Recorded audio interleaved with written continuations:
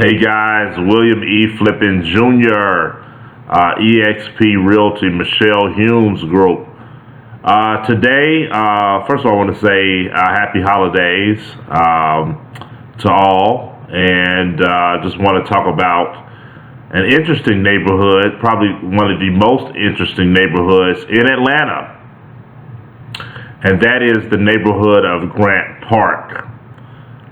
Grant Park has such historical significance in the life, culture, ethos, even the urban landscape of Atlanta. So this video will delve into the history of Grant Park and the understanding of its historic nature, and to talk about how that history is developing it into one of Atlanta's most desirable neighborhoods, even for real estate.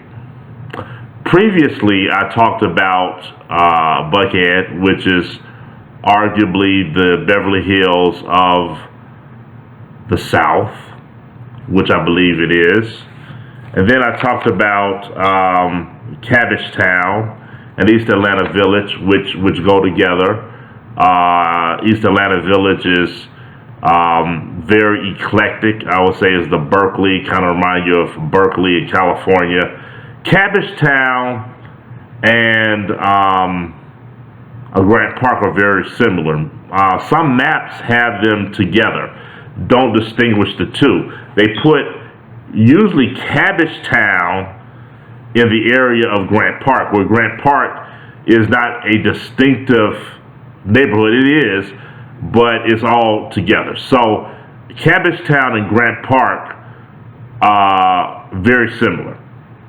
But I think what distinguishes Grant Park over Cabbagetown is and Cabbagetown is historic, is in its deliberate historic nature. So let me tell you about the history of Grant Park. Grant Park neighborhood was built around Grant Park, a 131-acre green space and recreational area.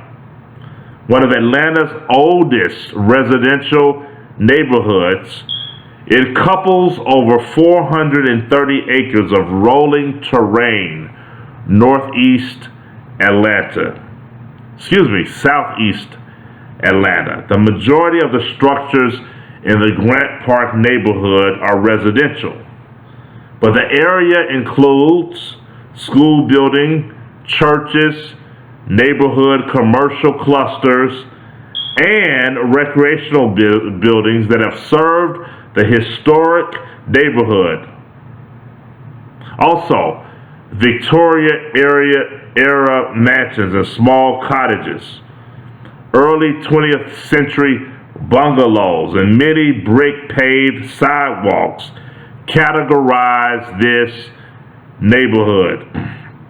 The majority of the structures was built from the late 19th century to the earliest 20th century.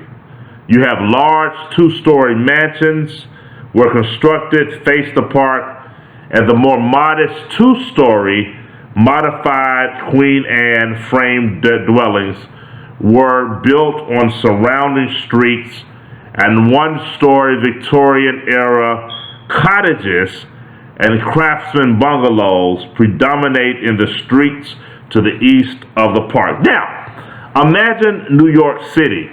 New York City constructed a park, man-made park, known as Central Park.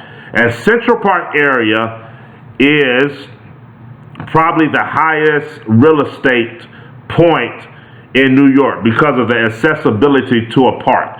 Usually when you have a park, there, like in Chicago, Grant Park, Lincoln Park, parks which are usually done by the city, man-made, and by just the residents, the prices are probably at its premium, at its highest in certain areas. Now, interestingly, Grant Park surrounded itself with a park. So in the late 19th century, early 20th century, that it was the center part of town, and it was probably one of the wealthiest parts of town before Buckhead. So its distinctive landscape includes rolling hills and scenic vistas.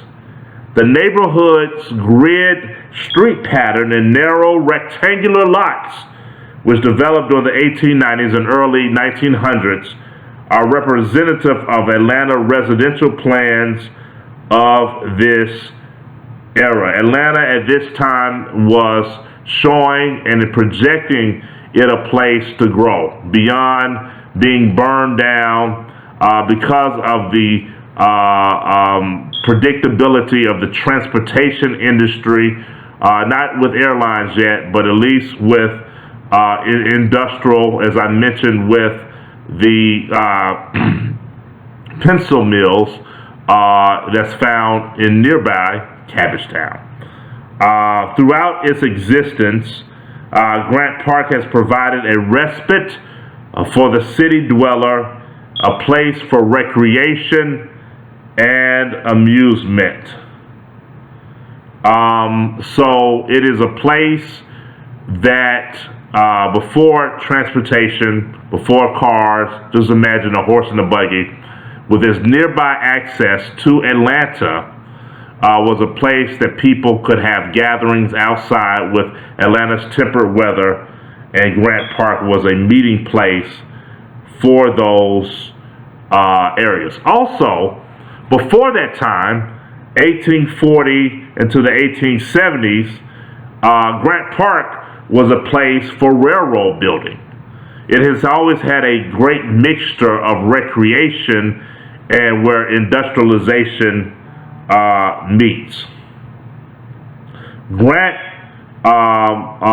Park is a place that has always retained, even now, its mixture in its residential class, where you have definitely upper middle class and even wealthy, but also you have those in the area who are not just working class, but upper middle class, variety of ages, diversity of backgrounds, occupations, and it's always been that way since its beginning. So, if you are looking for a neighborhood that is historically been a place, a meeting point, close proximity to downtown Atlanta, to the interstate, basically where Decatur and Atlanta really meets. It's closer to Atlanta than the other places like East Lake Village. East Lake Village is more closer to Decatur, but Grant Park is actually touching on the part of downtown Atlanta. So if you're looking for a place that has close proximity to modern installations, can get downtown easily, but also other places in the Atlanta area, and with the prices of housing around $685,000, growing about 0.4% every year, but is not as high as the Buckhead, Sandy Springs. Grant Park is a wonderful place to consider. Another value of Grant Park, because of its historic nature, the prices will, when the real estate market, as most people say, rebounds, Grant Park value will go even higher, because to retain the historic nature, you have outside forces or the government making sure that the neighborhood retains its historical and beautiful character. So you don't have to worry about, lack of a better word, for the neighborhood to go down. So I will highly recommend Grant Park. If you are in the housing market or thinking about coming to Atlanta or investing, feel free to contact me. I'll be glad to delve more into Grant Park and the surrounding areas. And I hope that you have a wonderful holiday, and we'll continue to consider the great neighborhoods of the greatest city in the world, Atlanta, Georgia. Thank you. Until next time, friends. Look forward to telling you more about the wonderful neighborhoods in Atlanta. Thank you.